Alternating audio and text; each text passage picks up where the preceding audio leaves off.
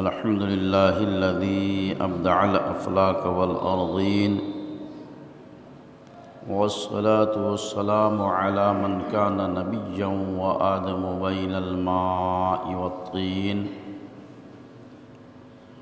وعلى آله وأصحابه وأزواجه وذرياته أجمعين.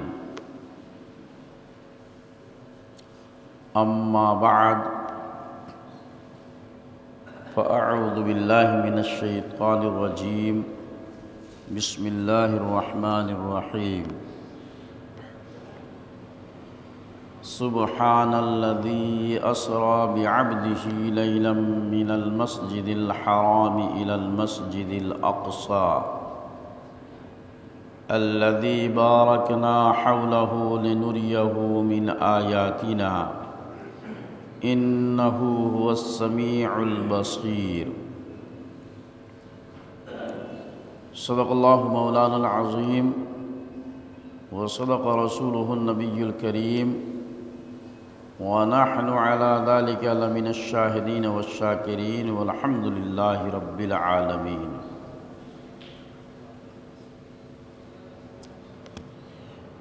إن الله وملائكته يصلون على النبي يا أيها الذين آمنوا صلوا عليه وسلموا تسليما. اللهم صل على سيدنا مولانا محمد معدن الجود والكرم، منبع العلم والحلم والحكم، دائما صل وسلم صلاة وسلام عليك يا رسول الله وعلى آلك وأصحابك وأزواجك وذرياتك أجمعين.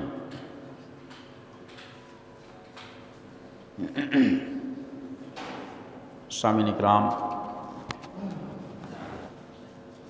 یہ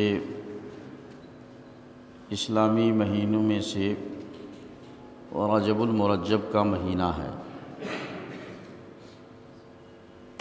اس مہینے میں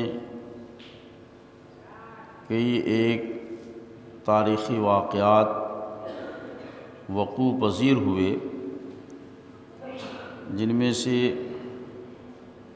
کچھ کا تفصیلی اور تحقیقی بیان اس سے پہلے کے خطابات میں ہوئے. آج کی اس مجلس میں اسی مہینے میں رونما ہونے والے ایک اہم واقعہ، جسے معراج النبی کے نام سے جانا جاتا ہے، اس پر روشنی ڈالی جا رہی ہے. یہ واقعہ چونکہ طویل ہے اور اس کی جزیات بہت زیادہ ہیں، اس لیے ممکن ہے کہ آج کی اس گفتگو میں بات مکمل نہ ہو پائے، تو انشاءاللہ العزیز اگلے خطاب میں اس پر مزید روشنی ڈالی جائے گی. دعا ہے کہ اللہ رب العزت ہمیں اور آپ کو واقعہ معراج سے عبرت اور نصیحت حاصل کرنے کی توفیق عطا فرمائے، اور آقا کریم صلی اللہ تعالیٰ علیہ وسلم کی اس عظیم معجزہ سے سبق حاصل کرنے کی توفیق عطا فرمائے.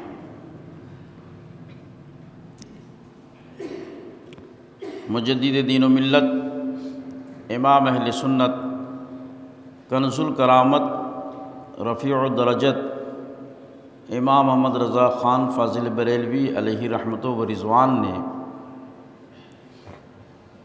اپنے مخصوص انداز میں آقا کریم صلی اللہ تعالیٰ علیہ وسلم کے اس معجزے کو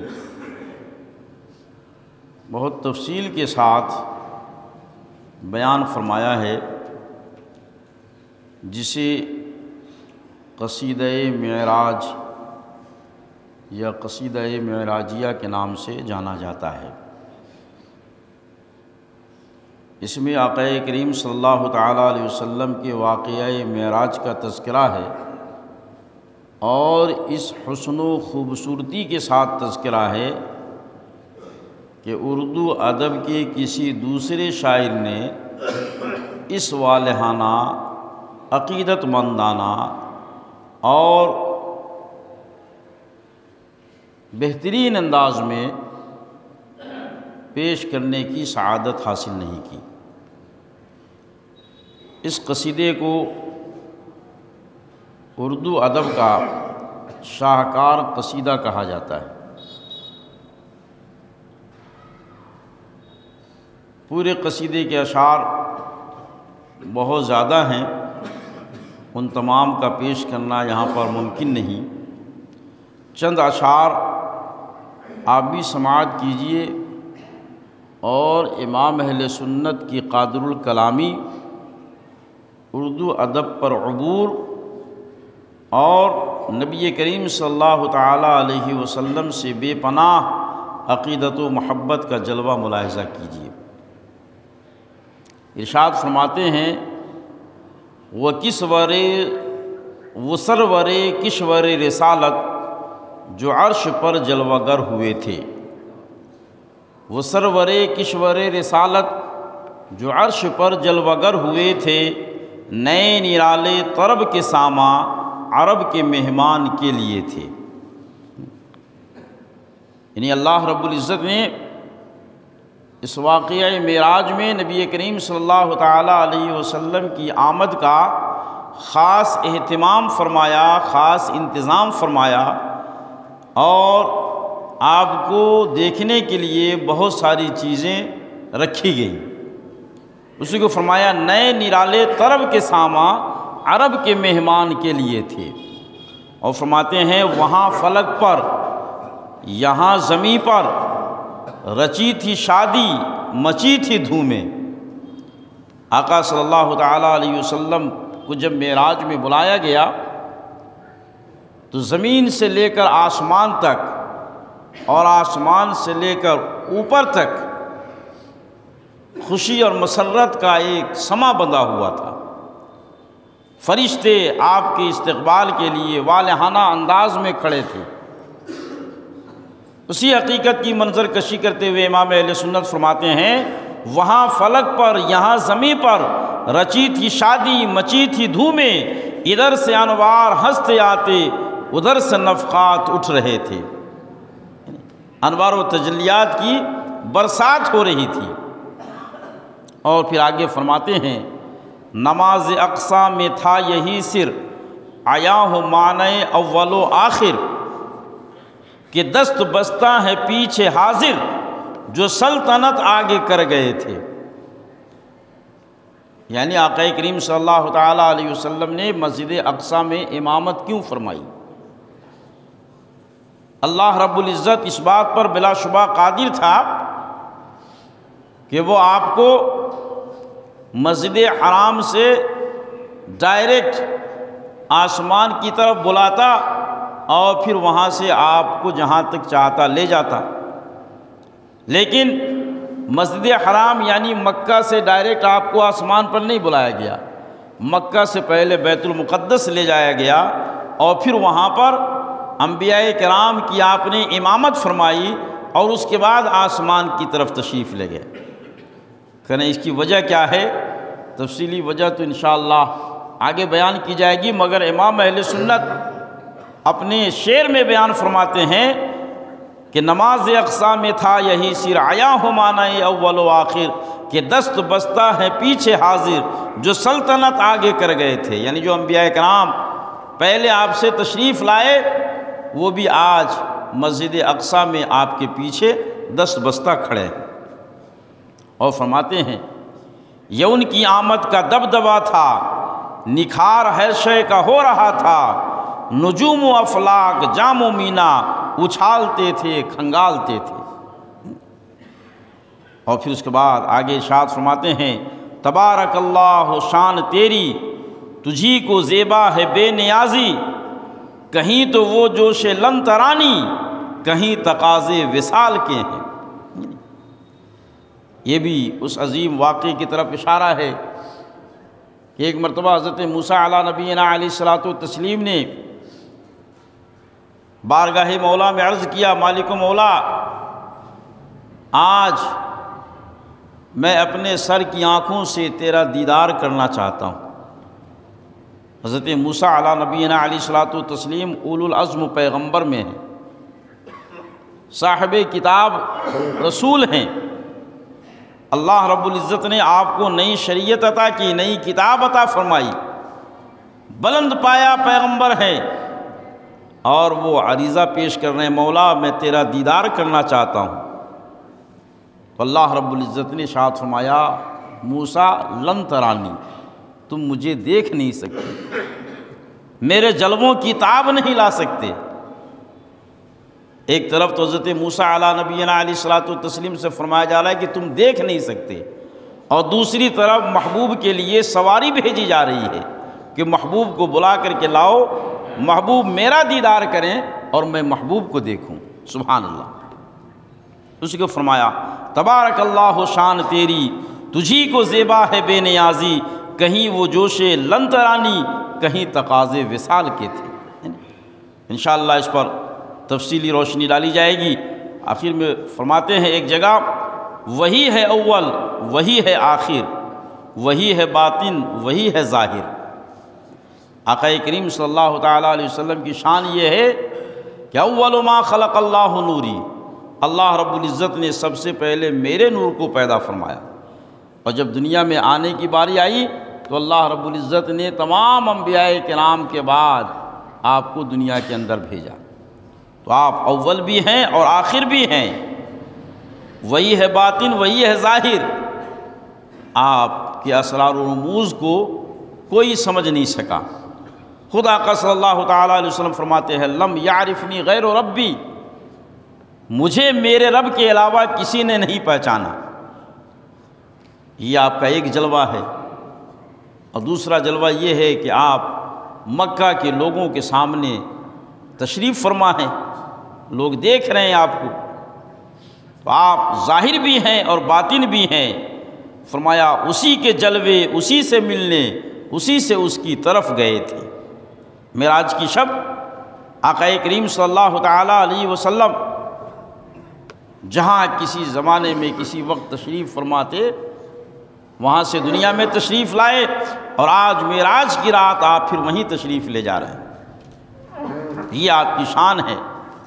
اسی شان اور عظمت کو اللہ رب العزت نے قرآن مقدس کے 15ویں پارہ کی پہلی سورت، سورہ بنی اسرائیل کی پہلی آیت میں بیان فرمایا۔ ارشاد باری تعالیٰ ہے، سبحان الذی اسریٰ بعبدہ، پاک ہے وہ ذات جو لے گئی اپنے بندے کو راتوں رات،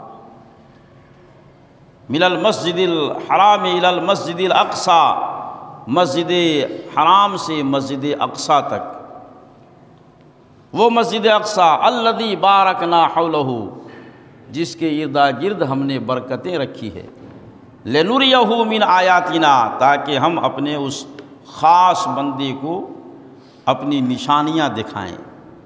انہ هو السمیع البصیر، بے شک وہ سننے والا اور دیکھنے والا ہے۔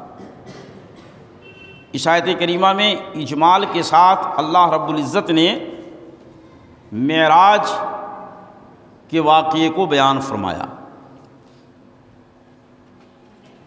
معراج کے حوالے سے سب سے پہلی بات جو ذہن میں آتی ہے وہ یہ کہ آخر یہ واقعہ پیش کیوں آیا، اس کی وجہ کیا ہے، اس کا پس منظر کیا ہے۔ اس حوالے سے علماء کرام بیان فرماتے ہیں کہ معراج کا پس منظر یہ ہے کہ آقا کریم صلی اللہ تعالیٰ علیہ وسلم ایک زمانے تک جو تقریباً 10 سال پر مشتمل ہے، مکہ والوں کے سامنے دین کی دعوت اور تبلیغ کرتے رہے، دین کی دعوت پیش فرماتے رہے۔ اس کے جواب میں آپ کو جن مشکلات کا سامنا کرنا پڑا وہ تاریخ اسلام کا ایک نہایت ہی دردناک باب اور خون چکا داستان ہے۔ بہت ساری مشکلات کا سامنا کرنا پڑا۔ انہی زمانے میں خاص طور سے نبوت کے 10ویں سال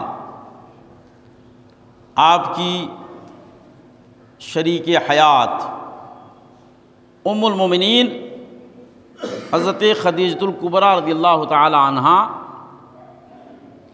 اس جہان فانی سے رخصت ہو جاتی ہیں، آپ کا وصال ہو جاتا ہے۔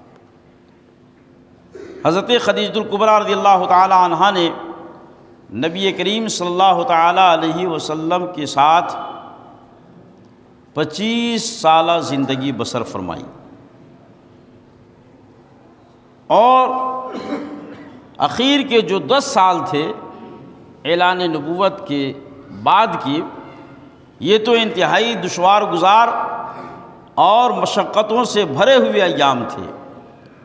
اس وقت جب کہ مکہ کا ایک ایک فرد آپ کا جانی دشمن ہو رہا تھا، حضرت خدیجۃ الکبریٰ رضی اللہ تعالی عنہا نے آقا کریم صلی اللہ تعالی علیہ وسلم کو دلاسا دیا، آپ کو سہارا دیا، آپ کو تسلی دی، اور مشکل ترین حالات میں آپ کی غمگسار بنی۔ ایسی رفیق حیات جو تن من دھن اور دل و جان سے آقا کریم صلی اللہ تعالی علیہ وسلم پر نثار تھی، 10 سال کے بعد 10ویں سال اس دنیا سے رخصت ہو جاتی ہے۔ ان کا رخصت ہونا آقا کریم صلی اللہ تعالی علیہ وسلم کے لیے بہت بڑی مصیبت تھی، اور آپ کے لیے غم و اندوہ کا پہاڑ تھا۔ ان کی جدائی سے آپ کو دلی صدمہ اور قلبی رنج ہوا۔ ہم اور آپ اپنی اصطلاح اور اپنی زبان میں کہتے ہیں کہ فلاں آدمی غم سے ٹوٹ گیا، مصیبت سے نڈھال ہو گیا۔ وہی کیفیت آقا کریم صلی اللہ تعالیٰ علیہ وسلم کی تھی کہ آپ غموں سے چور چور ہو گئے۔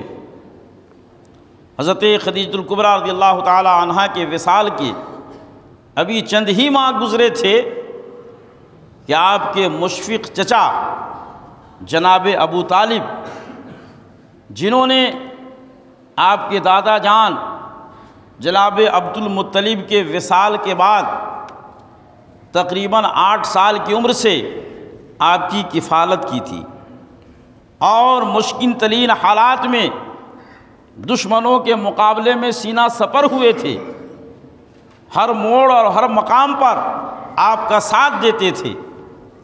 کفار و مشرکین جب آپ کو اذیت دینے کے لیے آتے تو آپ آقا کریم صلی اللہ تعالیٰ علیہ وسلم کی حمایت میں ڈٹ کر کے کھڑے ہو جایا کرتے تھے۔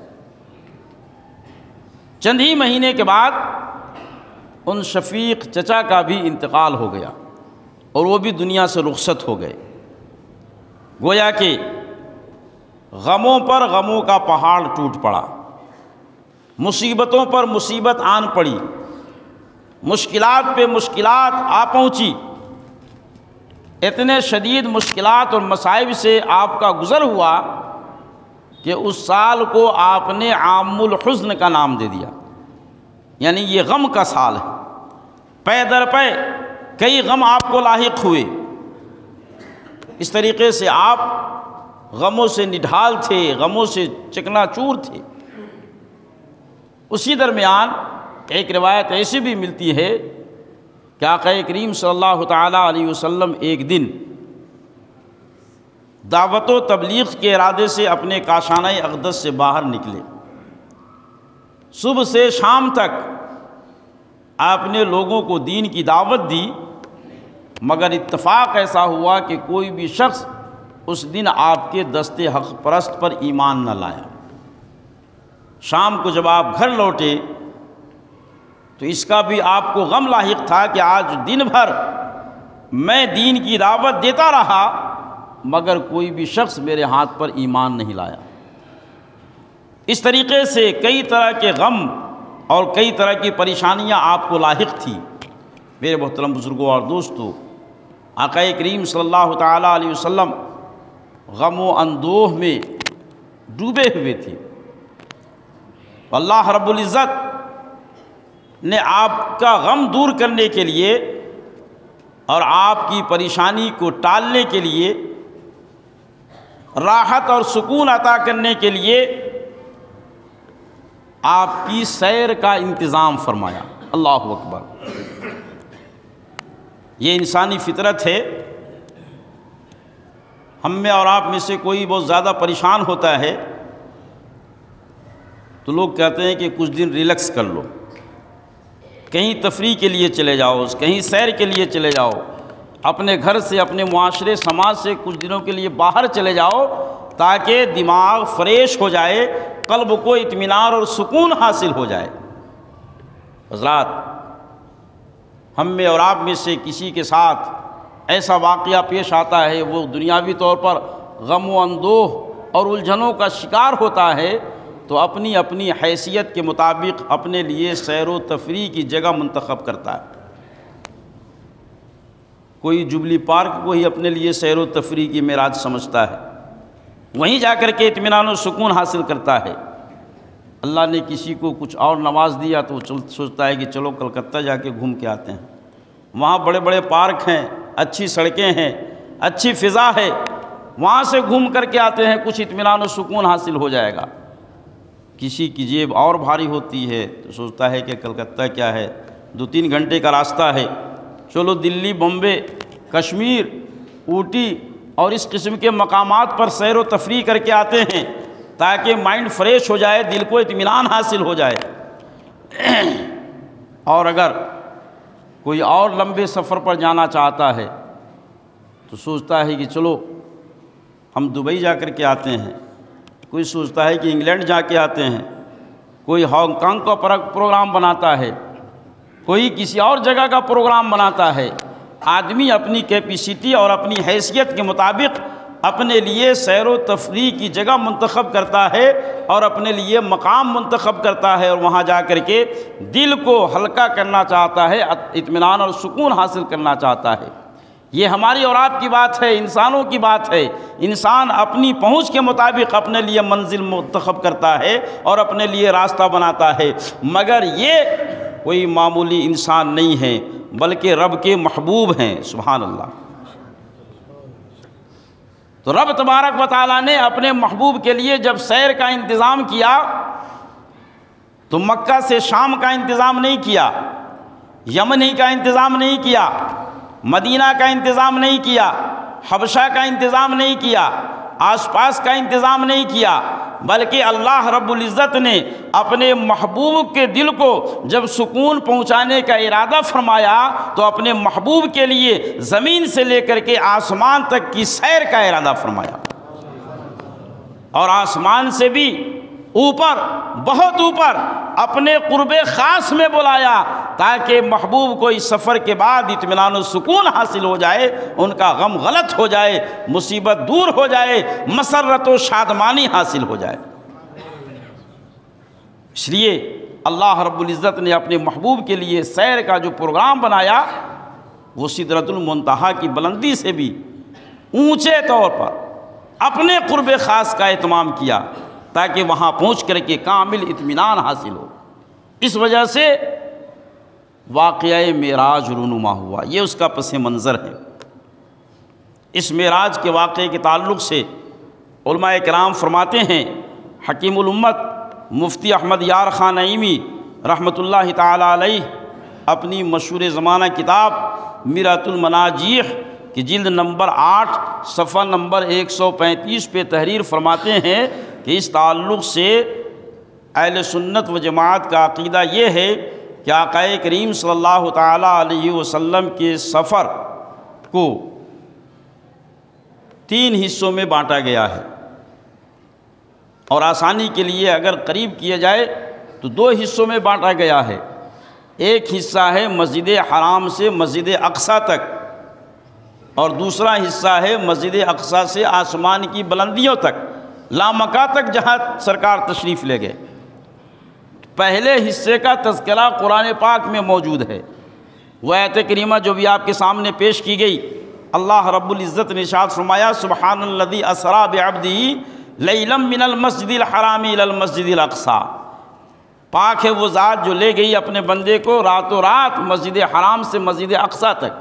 تو مسجد حرام سے مسجد اقصیٰ کا تذکرہ چونکہ قرآن میں ہے، اس لیے اگر کوئی اس کا انکار کرے کہ رات کے معمولی سے حصے میں بھلا کوئی اتنا لمبا سفر کیسے کر سکتا ہے، یہ تو پاسبل ہی نہیں ہے، اگر ایسا کوئی کہے اور اس کا انکار کرے تو ایسا شخص کافر گردانا جائے گا کہ قرآن کی آیت کا انکار کر رہا ہے۔ اس لیے اس کا ایمان اور اس پر عقیدہ رکھنا یہ ہمارے لیے ضروری ہے۔ اور پھر اس کے بعد مسجد اقصیٰ سے اوپر کے جو واقعات پیش آئے یہ احادیث متواترہ سے ثابت ہیں، یعنی مشہور و معروف کتابوں میں یہ حدیث موجود ہے، لہذا اس کا انکار کرنے والا گمراہ اور بد مذہب ہے۔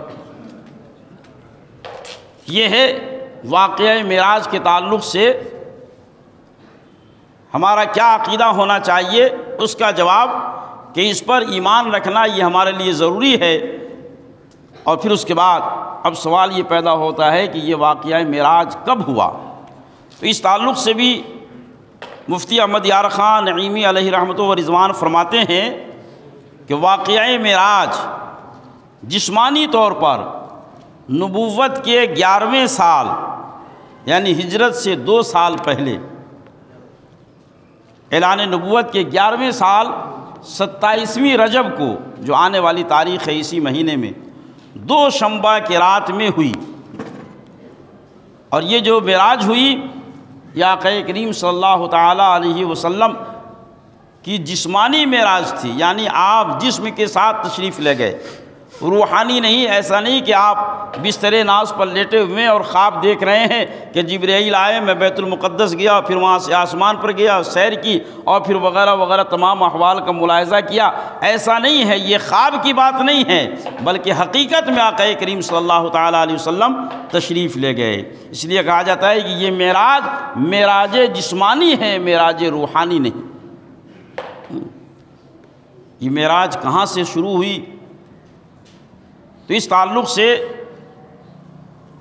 محدثین کرام فرماتے ہیں کہ 27ویں رجب کی رات میں آقا کریم صلی اللہ تعالیٰ علیہ وسلم اپنی چچا زاد بہن حضرت ام ہانی کے گھر بستر پہ آرام فرما رہے ہیں، لیٹے ہوئے ہیں۔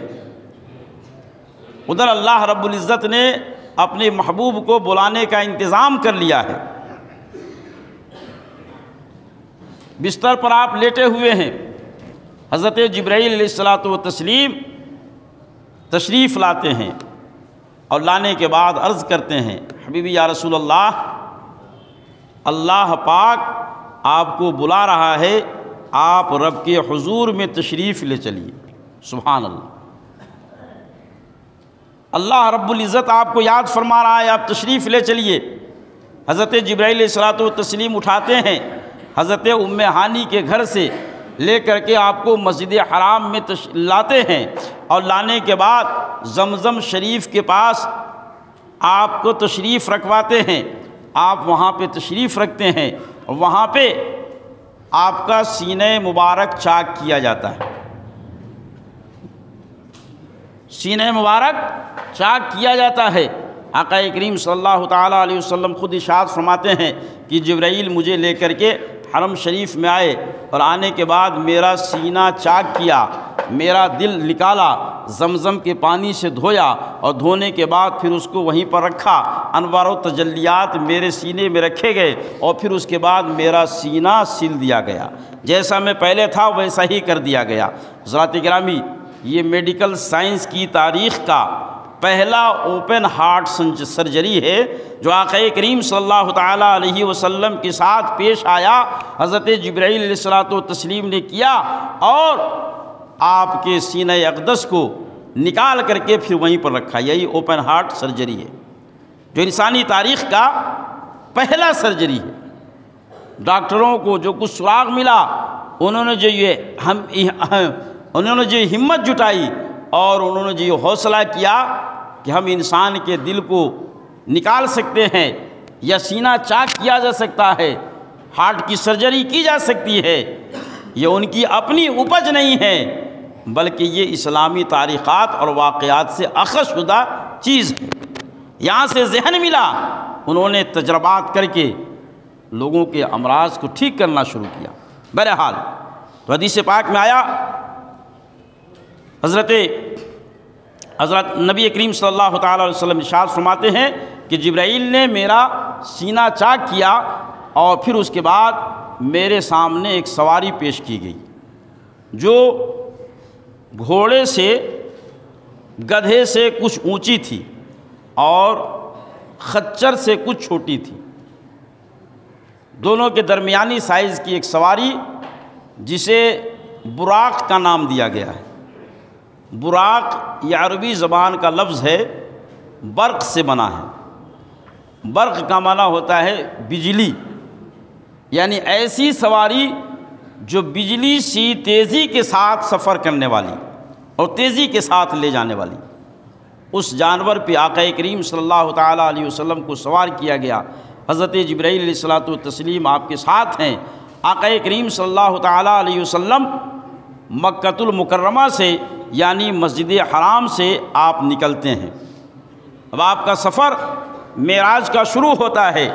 حدیث پاک میں ہے، نسائی شریف صفحہ نمبر 81 پر یہ روایت مذکور ہے کہ جب آقا صلی اللہ تعالیٰ علیہ وسلم مسجد حرام سے روانہ ہوئے تو راستے میں آپ نے 3 مقامات پر نماز ادا فرمائی۔ آپ سفر کر رہے ہیں، حضرت جبرائیل علیہ الصلوۃ والتسلیم نے کہا کہ یا رسول اللہ یہاں پہ اتریے اور نماز ادا فرمائیے۔ آقا کریم صلی اللہ تعالیٰ علیہ وسلم اترے، آپ نے نماز ادا فرمائی۔ جبریل امین سے پوچھا کہ یہ کون سی جگہ ہے؟ تو حضرت جبرائیل علیہ الصلوۃ والتسلیم نے کہا کہ حبیبی یا رسول اللہ یہ مدینہ شریف ہے، یہ آپ کی ہجرت گاہ ہے، آپ ہجرت کر کے یہاں تشریف لائیں گے۔ پھر اس کے بعد وہاں سے روانہ ہوئے۔ ایک مقام پر حضرت جبرائیل علیہ الصلوۃ والتسلیم نے کہا یا رسول اللہ یہاں بھی تشریف روکیے، اتریے اور نماز ادا فرمائیے۔ آقا کریم صلی اللہ تعالیٰ علیہ وسلم نماز ادا فرماتے ہیں۔ پوچھا کہ یہ کون سی جگہ ہے جہاں نماز پڑھنے کے لیے کہا گیا؟ حضرت جبرائیل علیہ الصلوۃ والتسلیم نے کہا کہ حبیبی یا رسول اللہ یہ طور سینا ہے، یہاں پر اللہ رب العزت نے حضرت موسیٰ علی نبینا علیہ الصلوۃ والتسلیم کو شرف ہم کلامی سے مشرف فرمایا اور یہاں پر انہیں کتاب دی گئی تھی، اس جگہ پر آپ کو نماز پڑھنے کے لیے کہا گیا۔ آقا صلی اللہ تعالیٰ علیہ وسلم وہاں سے روانہ ہوئے۔ پھر ایک مقام پر حضرت جبرائیل نے کہا حبیبی یا رسول اللہ ٹھہریے، رکیے اور یہاں پر نماز ادا فرمائیے۔ آقا کریم صلی اللہ تعالیٰ علیہ وسلم نے وہاں پر نماز ادا فرمائی۔ پوچھا کہ یہ کون سی جگہ ہے؟ کہا حبیبی یا رسول اللہ یہ بیت لحم ہے، یہ حضرت عیسیٰ علی نبینا علیہ الصلوۃ والتسلیم کی پیدائش کی جگہ ہے۔ آقا کریم صلی اللہ تعالیٰ علیہ وسلم نے وہاں پر نماز ادا فرمائی اور پھر اس کے بعد آپ آگے بڑھے، یہاں تک کہ جب آپ آگے بڑھے تو ایک مقام پر ایک ضعیفہ سے ملاقات ہوئی، بڑھیا سے۔ اس بڑھیا نے کہا کہ رکیے۔ حضرت جبرائیل علیہ الصلوۃ والتسلیم نے کہا کہ یا رسول اللہ آگے بڑھیے۔ آقا صلی اللہ تعالیٰ علیہ وسلم آگے بڑھے۔